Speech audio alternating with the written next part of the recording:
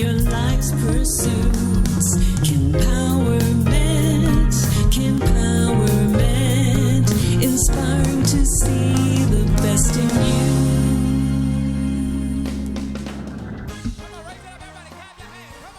Good afternoon, everyone. It is Sunday, April the 2nd. It is 4 o'clock, and it's the first Sunday, which means it is time to tune into the Empowerment radio show. And I'm excited. I'm always excited, but I'm super excited today because my special guest is none other than Minister Edlin W. Silcott III. He is here with us. He's an entrepreneur. He is a man of God, most of all, and he's just such a humble and incredible mind. He's incredibly ahead of his time. Yes. He's very mature, super mature, and you can't say that about a lot of young people. He's just super mature. He's wise in his counsel. He's a great friend. He's a great brother. He's a great son. So I'm going to be throwing a lot of accolades today in this next hour. So I want you to give him a warm virtual welcome out there, whether you're on the radio, whether you are on later on YouTube, or whether you are on our site. You can go to www.bostonpraiseradiotv.com and you will be able to find us there as well.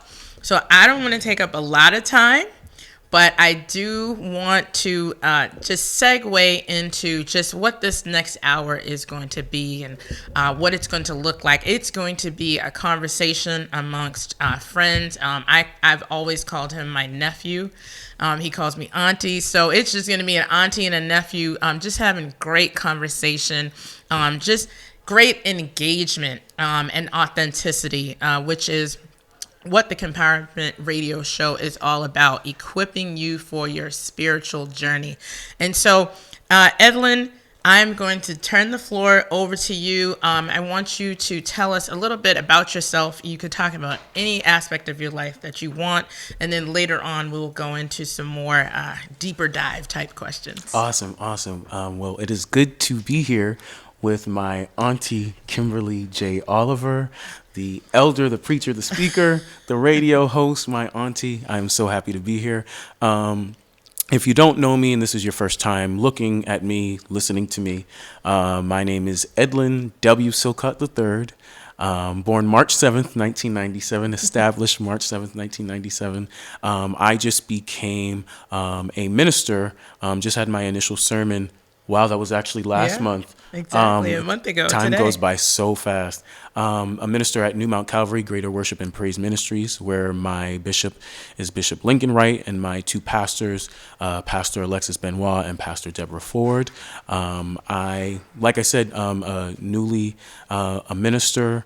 I sing just a little bit. I'm a praiser. I'm a worshiper.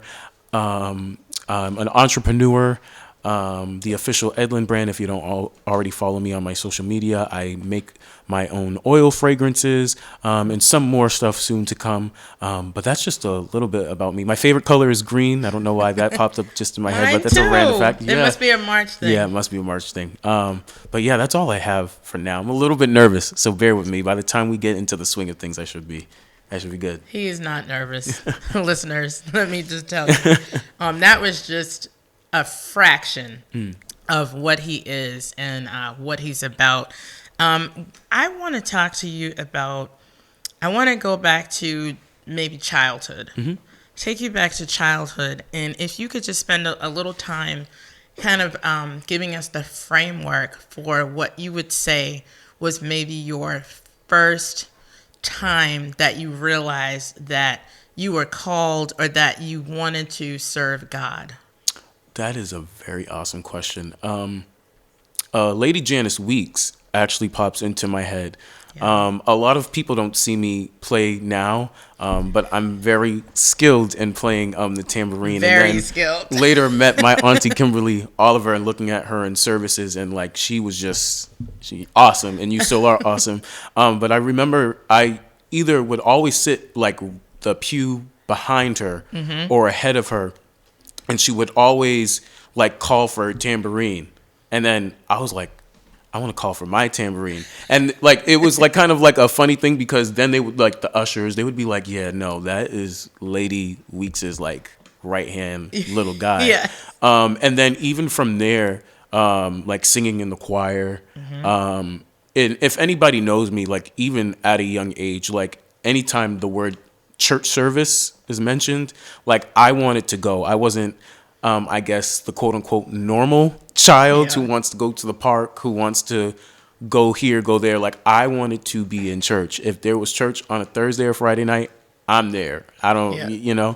But I think that's where it was just like an automatic thing. I don't think it was just like a specific thing, but it was just like it just clicked in me, where it was just like, this is me. This is who I am. You know, received the gift of the Holy Spirit at like 7 years old. I got baptized. I will never forget. 2 years later, a hot July Sunday, you know, summer type of thing. And then even from there, you know, people always tell you, you know, you're called for this, you're called for that. And I'm never one.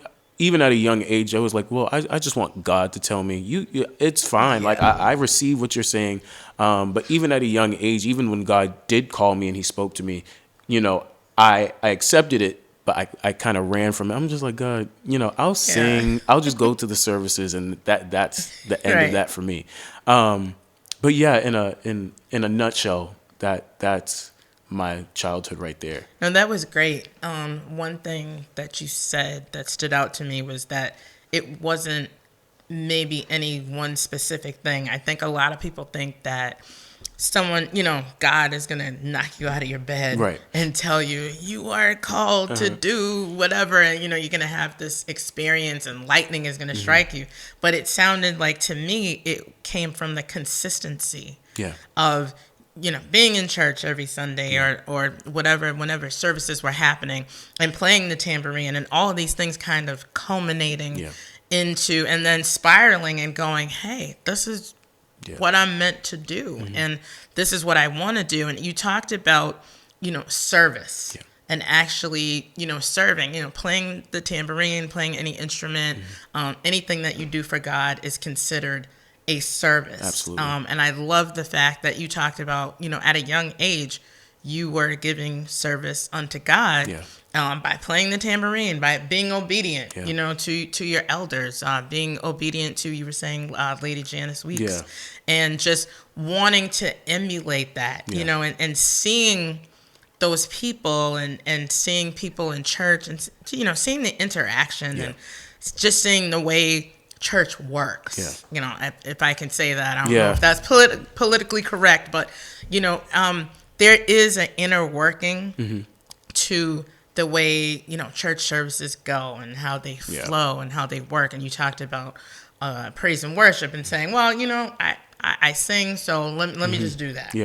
But there comes a point where God speaks to you again and says, you think that's it, but that's not, you know, and you can run for a while. I've shared candidly many times on this show and other platforms how I ran for years, and you think that you're getting away from it and you think that you're safe, but then it catches up to you, and when it catches up to you, you can't even swallow it, and it gets to the point where it just outweighs whatever it is that you're running from. It ends up outweighing it, and then you have to give in. And I think, and I was just having this discussion with someone a couple of weeks ago. I guess, quote unquote, ran, not because I was scared of it per se, but because I felt like there's other people that do it better. And it took me a while to realize there is such like a blessing in knowing you may not do it like other people, but the uniqueness that God gives you speaks volumes. And when I accepted that humbly, you know, God really began to like just open, you know, literally open the eyes of my heart. And it's just like, I get it now. I do get it. And I accept the call truly. That just blew my mind, because when you said, you know, a lot of people aren't able to, you know, maybe express themselves, or maybe do not have an outlet to express themselves. But you said something that struck with me, and that was a big issue for me as well, is you think, well, there's so many other people that you feel do it so much better. Yeah. You don't need me. Yeah.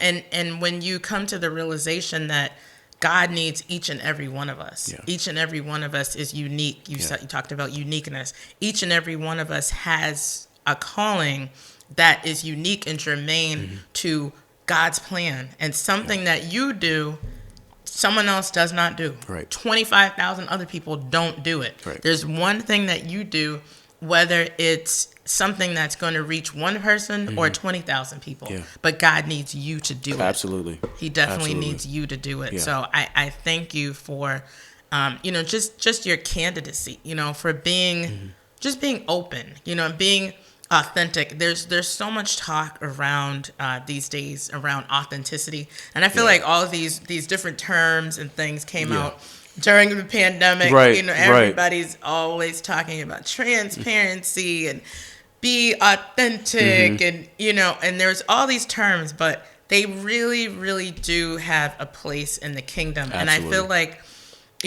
maybe back in the day, even probably before you were born, it was like everybody had to do certain things the exact same way. And if you didn't come to the table the way 25 other people came to the table, you weren't received. Right. And they wouldn't listen to you. Right. They may even have mocked you. Yeah. You just would not be received because people were so programmed to seeing it a certain way or preaching a certain way, or you have to sing a certain way. You have to sing certain songs. You have to play the organ a certain way. You have to play the piano a certain way. You have to play the drums a certain way. Whatever it was, whatever your ministry, and I like to interchange the word ministry with service. I always want to make sure that I do that because ministry means to serve. And it's service. It's not standing up in the pulpit with the microphone and going, Maybe you do that sometimes, and that's fine. But, you shouldn't think of the word ministry and automatically picture a preacher in the pulpit. Because it's so many other things. And you shortchange God and all of the different abilities and capabilities and anointings that he's given to each and every one of us when you limit him to that's the only thing it can be. That's it. If you're not doing that, you're not doing anything. And so many people have been pushed by the wayside. And, just looked upon like, you don't have it because you don't hoop. Or you don't have it because, you can't knock people out in altar call or something. It amazes me that it's 2023 and we still have these issues. And we still have, and I would love to hear your perspective from, being a young man. And we said, today we were going to talk about, I apologize, I did not say it at the beginning, but our topic today was young men on fire for God. And I would love to get your perspective on, what it looks like for young men in the church, young men of the gospel. What does that look like? And what does it more so feel like for you? What's I don't want to say a typical day or a typical week. And it's not just on Sunday. I really want to get into the day to day because so many people are so confused and they just think that, young man on fire for God, that means, every Sunday he's shouting or something. It's so much more than that. It's a lifestyle. So I'm going to give you the floor. Talk as long as you want, as much as you want. Let's go there. Well, like you said, these terms that we learned from the pandemic, how I open up conversations now when people know I'm like about to actually speak my mind is, well, if I can be open, honest, and transparent. If I'm open, honest, and transparent, I actually had kind of a difficult time thinking about this topic. I'm like, I don't know. But as you were talking, and then even some of the stuff I've been thinking about the last even few months, going back to 2022, a young man on fire for Christ, correct? I'm a servant first. Yes. I like to be of help. That's what drives me. That's what pushes me. Wow. and then answering the call, accepting the call into ministry as a minister of the gospel in the Lord's church, it taught me that I am now an example. That has become a driving force for me, because now I know there are people looking up to me, both young and both old, not only looking up to me, but looking to me for answers, for foundation, for standard. And when you're in a position like I am, and you know this, you literally become the poster child of, I'm looking to you for answers, looking to you for solutions. Right.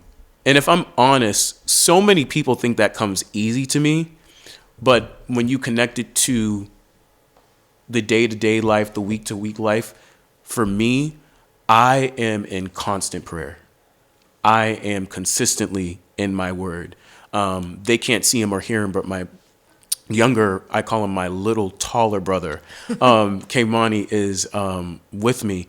And he's one of the 4 teenagers that I haven't even known long, where I have become an example to them. So when you talk about on fire for Christ, it's literally not, I'm not on fire just to be in it just to preach his word.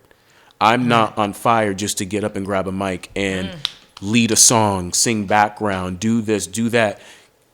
I am an example.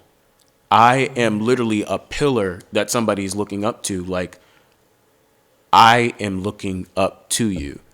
And it sounds kind of, some might think that sounds kind of vain, where it's just like that's what pushes you because people are looking up to you. In a days that we're living in now, that is such a huge responsibility, but it's also very, what's the word that I'm looking for? It's also very, it's something that I cherish, because not everybody, especially in the days we're living in, not everybody trusts you with what they're going through, good or bad, indifferent. I find it to be a privilege and an honor to be, I guess, I'm getting closer to my 30s. I feel like I'm getting a little bit older. I find it a privilege and an honor where, like I said, both young and old can look to me and see me as an example, see me not to fully emulate me, because like I tell Kimani and a few other of the teenagers, do better than me. Don't do as I do. And I feel so up in age when I say that. Don't do as you see me do. Just do better. Yeah. The sky is not, I heard someone say, the sky can't be the limit when there's footprints on the moon. That's awesome. And being on fire for Christ. True.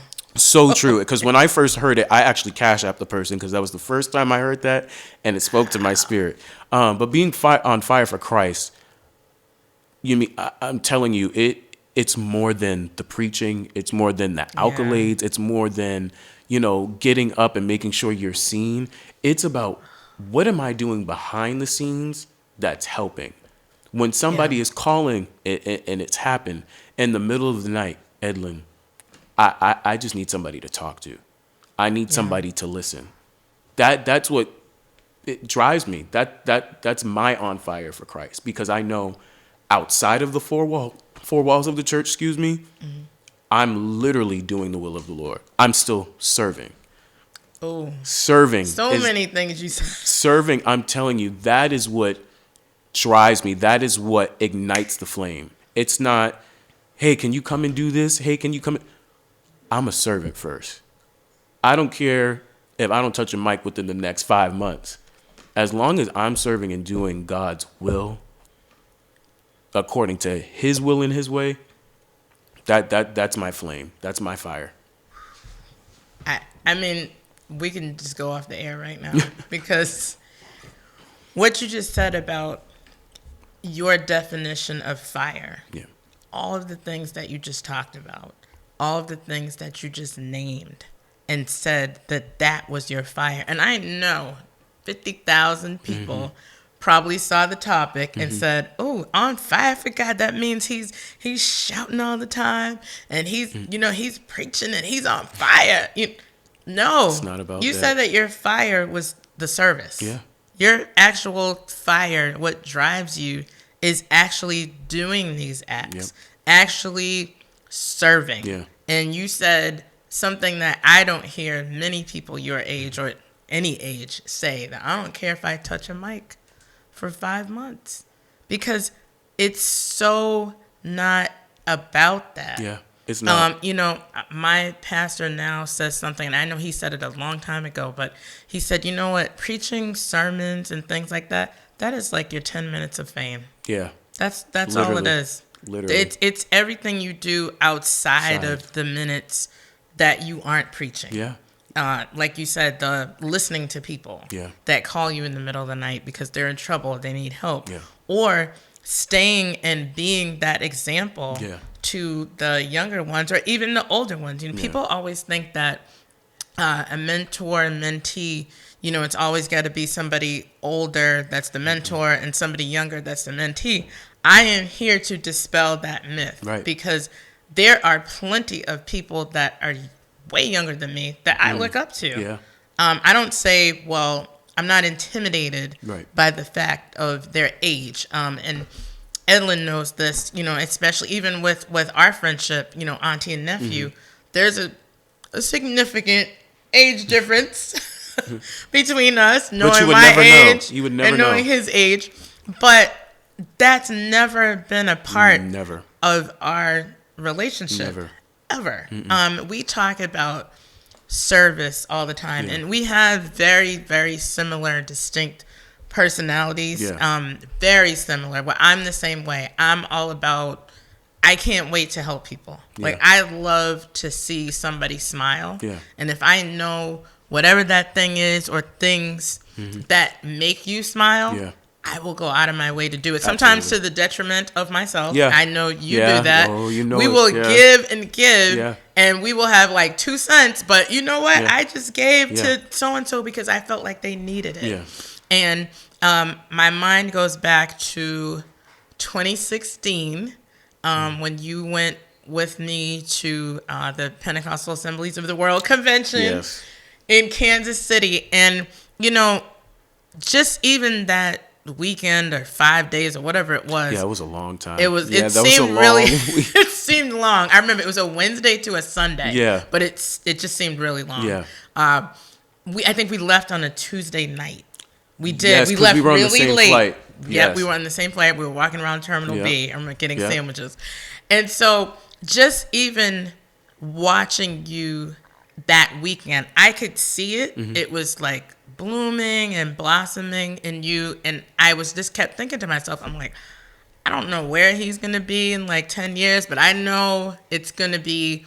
And when I say big, I never, I'm not a boastful person. I really have a hard time with like prideful people and the spirit of pride. That's something that God has given me to kind of like see how much pride you can kill out of people, and I got that from my dad. I can't take credit for that, but anywhere in the Bible, when pride is brought up, it's never good. Never good. It's never good. There's no scripture in the Bible that says that pride is great. You need to have it. Right. And Peter and the disciples, they weren't going around patting each other on the back going, Peter, I'm so proud of you. Yeah. Peter, look what you did.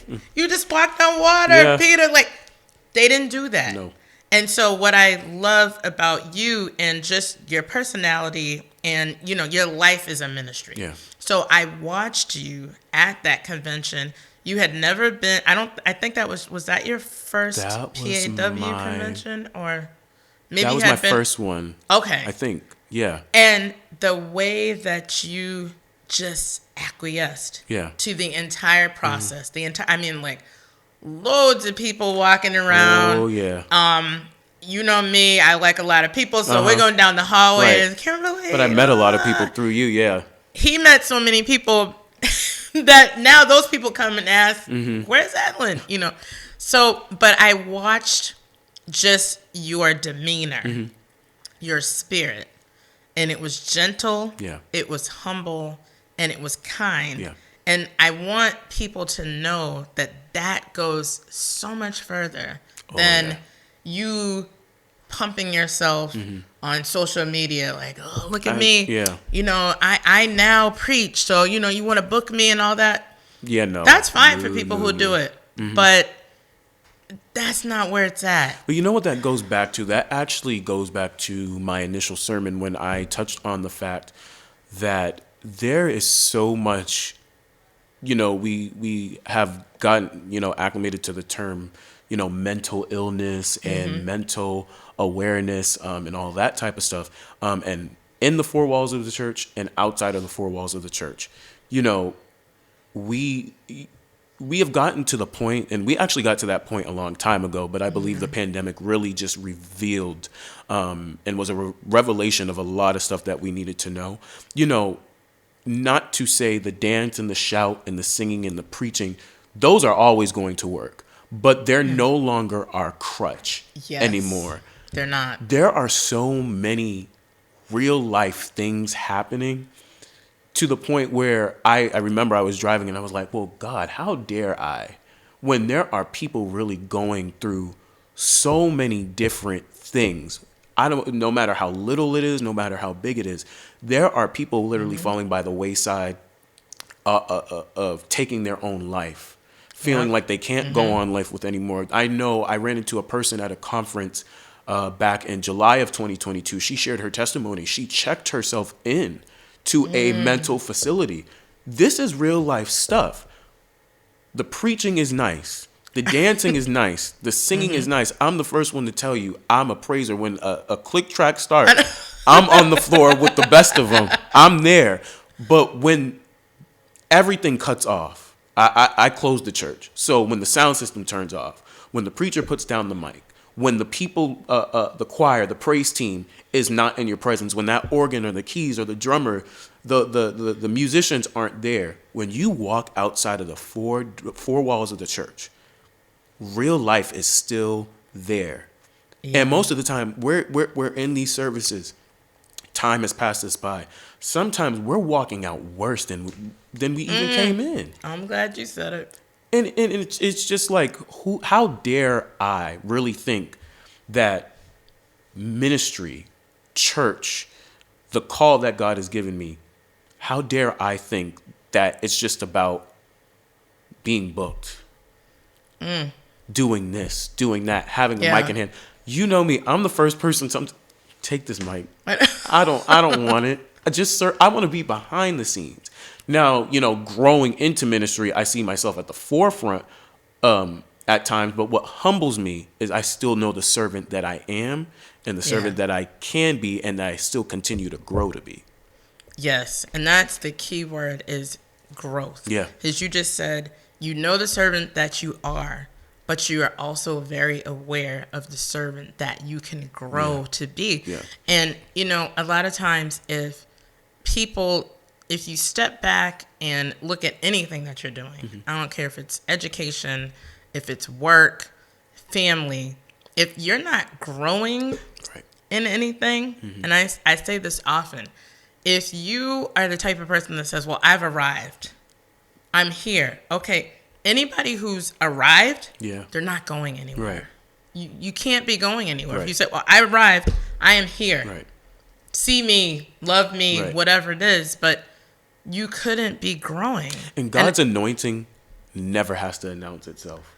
It doesn't. It's always going to show and manifest for itself. That's why sometimes I'm a pusher in a service and everything like that, but sometimes, you know, we can see the true stuff that's going on. And I'm just like, okay, God, you know, I see what you're doing, but God's glory does not have to announce itself. When it shows up, it shows up. It does. It doesn't have, you know, you don't, we don't have to sit in service and somebody has to tell us, you know, back in the day they used to say, we don't have to pump you. We don't have to prime you. We shouldn't have to do all this stuff. You should know. And it's true. Yeah. You should know. Right. Nobody should, you know, come in and announce and be like, God is here. Right. People, like, should know that. Right. And we should be able to feel it Right. through the anointing. Yeah. But I think a lot of times it gets mixed up in so many things. And, you know, also, if you could talk about, you know, just the fact that you are a young man. Yeah. I'm not going to say your age, but you're still in the 20 somethings, you know? So that in itself has to be, and I don't want to say it's a burden, but if you could talk to someone who may be struggling with it, because everybody does not handle ministry, and especially at a young age, Right. with the grace that you have just exuded. Oh, it's not easy. It's really You know, not easy. and so maybe you could speak to someone who's maybe struggling, maybe they're running, or maybe they know they're called, but you know, they just don't know, they don't have that example. They don't know what to do, how to do it, you know, because sometimes the reach of the next person that they see who's doing it, Absolutely, there's a big gap. We're Experiencing that now, I think, on so many platforms where you've got that big age gap. Right. You know, where somebody's 25 and then the next person that they see who's, you know, doing ministry and service the way that they would, you know, like to do it, might be in their 40s.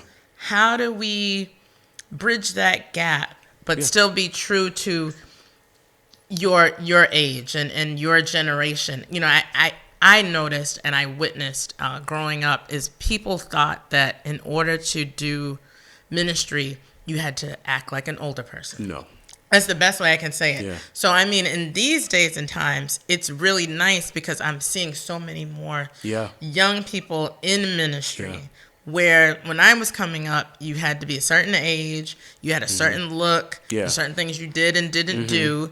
And it was not something that, I don't want to say that you didn't want to attain to. I always did, but I was quiet about it because I didn't want somebody going, oh, well, you want to be that? Well, you have to do this, you better give up this. You know, you're aging yourself. And I love the fact that you've embraced it to the point that you've embraced it and made it look like what it is for you. So if you could just talk to, I'm sure there are a lot of young people who are listening now and going to listen later that would love to know, what are some of your strategies? I heard you, you know, first and foremost mention earlier prayer.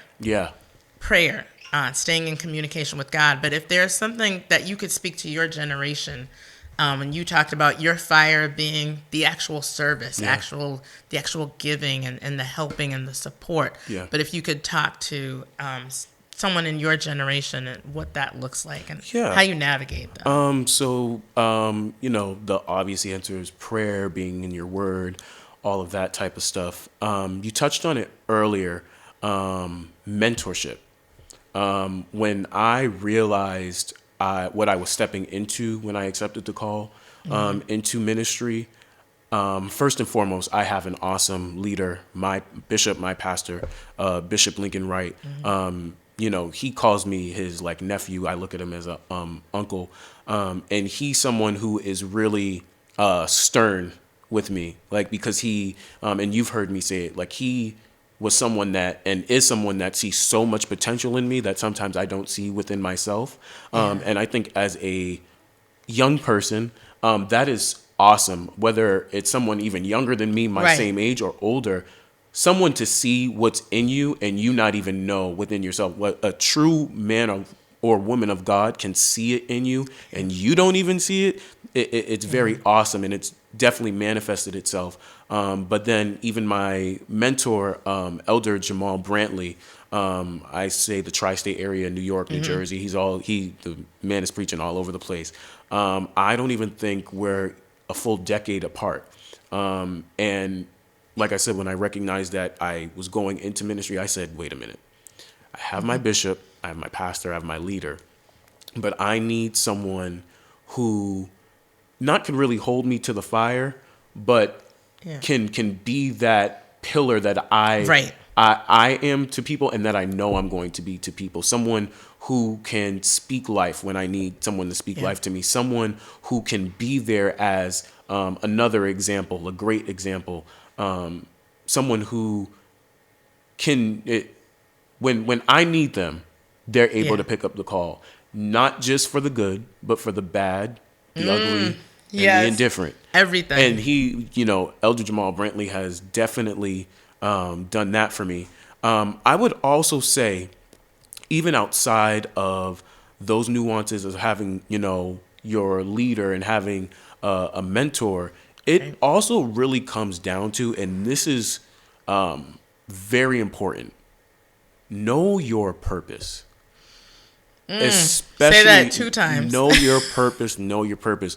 Especially when you are young in ministry, because it can seem fun. You're traveling. You're doing this. You're doing that. You're going to this service. You're traveling up and down the road. The miles on my car is proof of how many times I've been up and down 95. I know you are. Exactly. You really it starts to catch up to you. Yeah, it and does. You're just like, okay, well, what's next? Or when am I going to be called to do this? Or is this for me? You start to question yourself when you don't know your purpose. And this goes for young. It does. It goes for every age. Seasoned, everything. Every age. When you don't know your purpose and you're just doing stuff to just do stuff, random, it's going to burn you out. It's going to have you doubting your call. It's going to have you doubting yourself. You're going to be overthinking. Mm-hmm. So I honestly think, whoever is listening, know your purpose. And when you figure out your purpose, you have to now determine, is this a godly purpose or is this a personal purpose? Because 2 totally different things. Totally. And you just said, is it a godly purpose? Mm-hmm. Or if it's just, some because kind when of it's purpose. A godly purpose, you'll get tired, but you'll never burn out. When it's a godly purpose, you may run into some roadblocks, but you're always going to be able to get around them. God, and I don't mean to be deep because you know I'm not a deep person. No, you're already but, deep. It literally is true. God will never leave or forsake you, especially when you have answered his call, right? And you have accepted his purpose over your life. Oh, he's got you. He's got you. So if there is, and I know there are people listening, but if you are, struggling with that when it comes to being a young man or a young woman, a seasoned man or a seasoned woman, right. Either accepting the call to ministry, either, already established in ministry and you feel like you're, burnt out, go back to God and go revisit that purpose. Because you may still be in something where he's just like, you've already achieved that. Right. I need you to go to next. I need you to move. I need you to shift. So I say definitely realign with God's purpose if that is where you are at when it comes to ministry. That was really good what you said. Realign and go back to the person who gave you the purpose in the first place. And I think, again, that's something that comes into play with pride again, because we don't want to admit, God, I need to come back to you. Yeah. I need to maybe recommit. Yeah. I maybe need to go back to you and ask, was this your purpose after all? Yeah. Or show me, tell me, through prayer. And it's so hard, I think, like you said, for any age. Nobody wants to admit either that maybe they were wrong. Right. They made a wrong decision. They made a bad decision. It can be embarrassing. Yeah. Especially if you are trying to be the example. So, for example, you saying that you want to be the example, you may come to a point in your life where you go back to God and say, listen, is this what you have? Are you sure? And are you sure? And he could very well tell you that, well, you know what? You kind of went over here. Yeah. But I really need you back over here. Yeah. And it may be to the point where the people who are looking to you, they may question and say, well, I thought you said you were all about this. Yeah. But us being mature enough in the gospel and mature enough in our purpose to be able to show the people that are looking up to us that, hey, I had to go back to God. And not wanting to always be that perfect, because I struggled with that for a long time, and I'm sure you've been there, or we will be there, where you've answered a call, you know your purpose, but like you said, things make you want to doubt it, because of either the fact that it doesn't look the way that somebody else's anointing looks. Anointing looks different on different people. It's just like cologne and perfume, and then we're going to segue into your oils, into your entrepreneurial spirit. But it smells different on different people. Yes. Because that's just the way it is. Like, it's the same perfume. I know I've run into people that pretty much typically wear Tresor from Lancôme. I've been wearing that since 1993.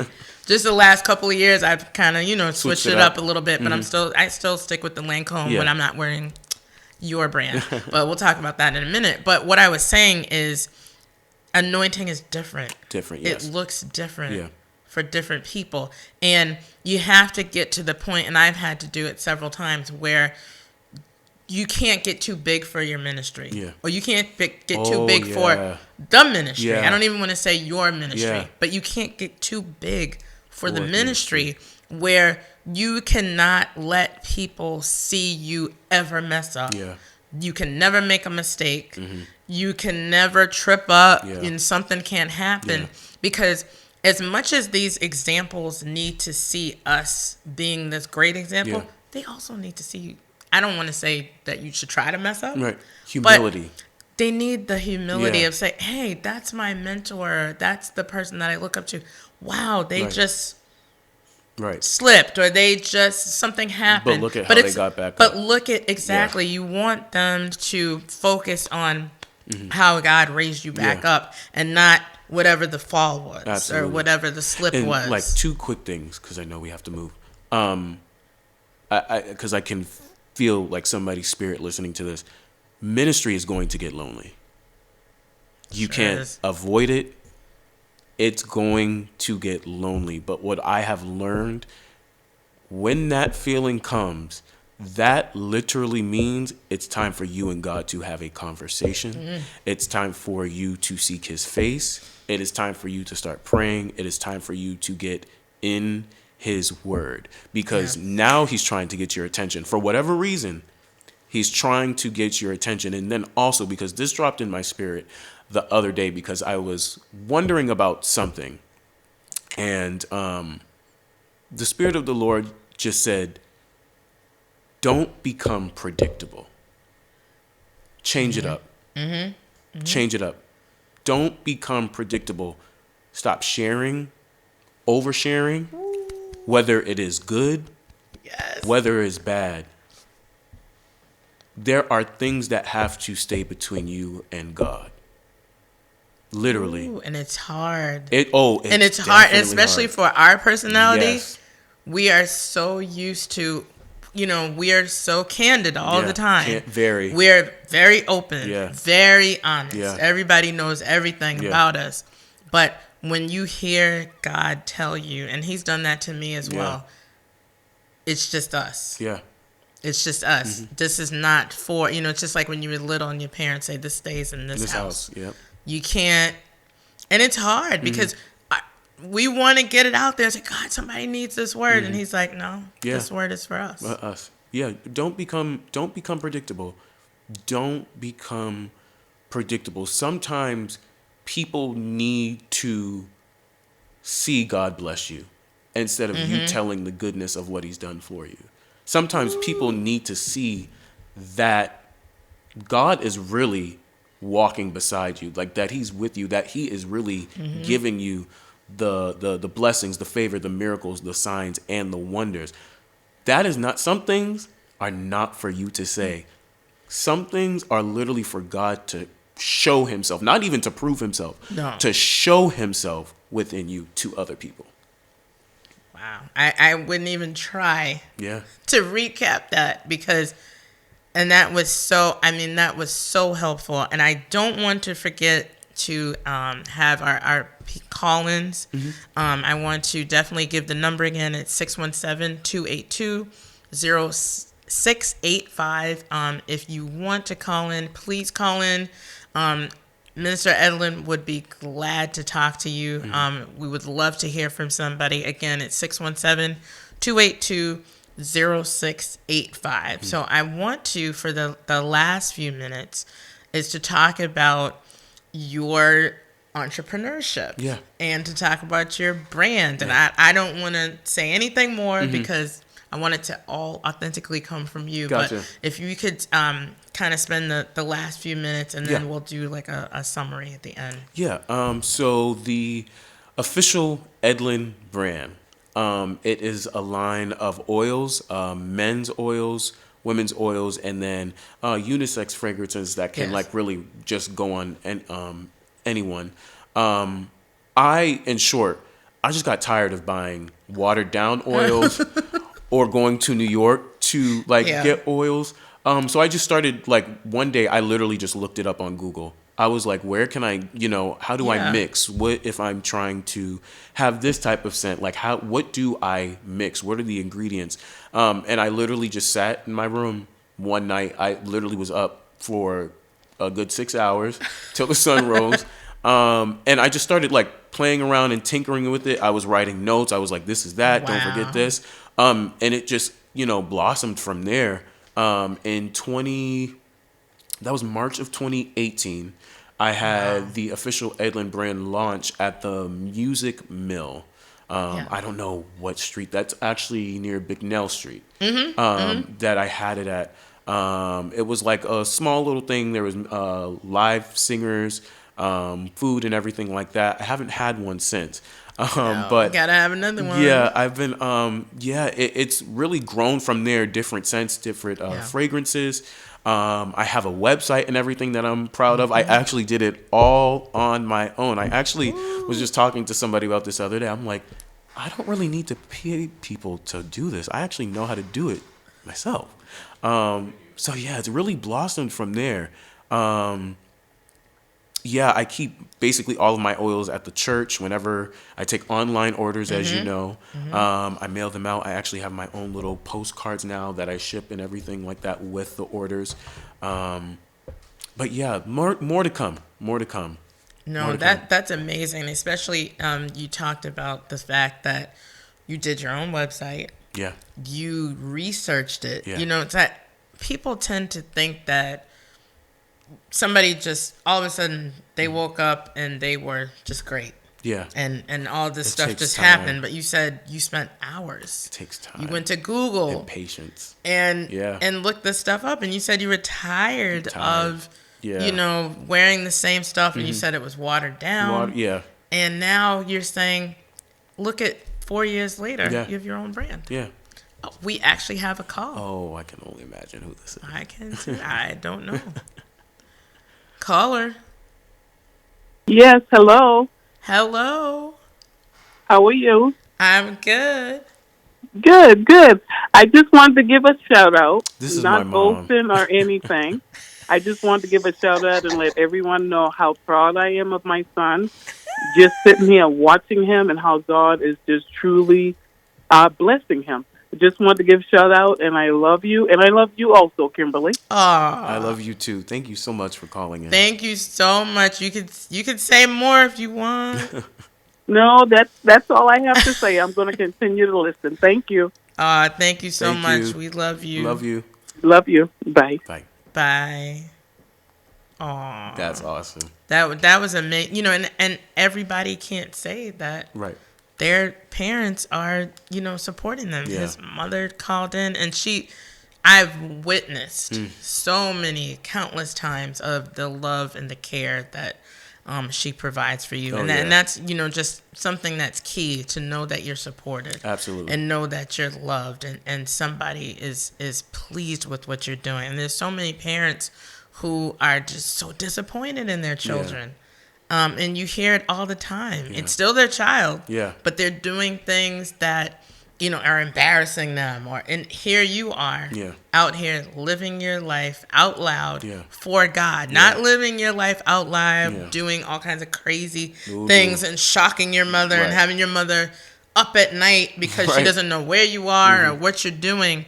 But you're living your life for God, on fire for God. And that's, was my whole mission for this segment. I wanted to be able to do a show that would just capture the essence of the man that you've become, the same little boy that used to sit next to me when he was 8 and just stare at me, and we play the tambourine. And it's like to be able to see you and where you are now, and to have been able to be at your ordination, becoming a minister, and watching you and listening to you, taking notes, and preaching. And again, not only the preaching, and I'm not putting any of that down, but who you are outside of that pulpit is so much more. And I think that's the person that people need in their lives. That's the person that we call, like you were saying, people call. That's the person that we need to show up. Right. And when you think about it, fast forwarding to like 2023, people are no longer, with social media and everything that is out there now, that everything is just so public, people are no longer, stuck where, we only know who we see in the pulpit. Like, your life transcends outside of the four walls of the church. Big time. That is what people are literally paying attention to. That's why it all goes back to that word example. What example are you setting? What are you giving people to look up to? What are you giving people to even aspire to? Right. Right. Because they're seeing you on so many levels, on so many platforms. Yeah. And same thing with us. We're seeing people that we would never see like 5-6 years ago, before all the streaming and Facebook Live. A few churches were online, maybe. But now it's like you have a smorgasbord of, I'm going to this church today. I'm going here. Because there's so much out there. Yeah. And there's, it's opportunity. Yeah. But at the same time, it can also be a distraction, because how do you focus? Yeah. I do it all the time. I'm on YouTube, usually most mornings, getting ready for work. And I'm like, Jakes, Jamal Bryant, who, because there's so much out there. Before, you only were getting what you were getting at your church. Yeah. And maybe if you went to visit another church, that's it. Right. Now, it's there. You just press a button and you could have like 100 different preachers. It's so funny because you hear people say, my virtual pastor, my virtual church. I'm like, what in the world is going on? People are connecting on different levels because of the times. Yeah. Being 2023 and the pandemic exposing so many, gifts and talents, and people were able to start saying, oh, well, I know how to do media now, and now I can come on this way because I can't see you, but now I can see you virtually and Zoom and all these different things. And it's funny because but to go back to the basics, and I'm not saying that the basics is right and that the new stuff is wrong. It's just it's different. It's different. And you have to, again, it goes back to that, what you talked about, the growth. Yeah. You have to grow with the time. You have to know how to reach this generation. Yeah. How do you reach people in 2023? It's not the same way you did it in 1993, no. Because they're just going to look at you and move on. Right. They're going to look at you and laugh. Quickly. And they then be on to the next thing like, wow. Oh, we actually have another caller. Oh, we do. Okay. Oh, sorry. We actually are getting our time. It is time. I have a quick story to tell before we wrap. And then you can wrap it up. Gotcha. So she brought up the PAW convention in Kansas City. I was laughing about this a couple weeks ago. I don't think Kim remembers. That was such a long week. We were in the choir. We had rehearsals every time you looked, every time, and we were helping out with so many different things. Yes. And there was this one evening, because the sun was still out, where we said we are getting something to eat. The cheeseburger. Because every time we leave service, nothing is open and we go to bed hungry. So long story short, we went to the food truck, and I think it was the last food. It was the first one or the last one, something like that, before our rehearsal. And we got hot dogs and cheeseburgers. We put it in Kim's bag. Yes, we did. We ate it. in the rehearsal, and then we still had When we some for finished service. it in service. In service, and people were looking at us like we were like, we're hungry. Leave us alone. Leave us alone. Don't mess with us. That was actually the same night that we have the infamous picture on yes. that we got on the Word Network, and like we were like so far behind, but you could still. They tried to keep us in the back, We and we kept got found. tipping down.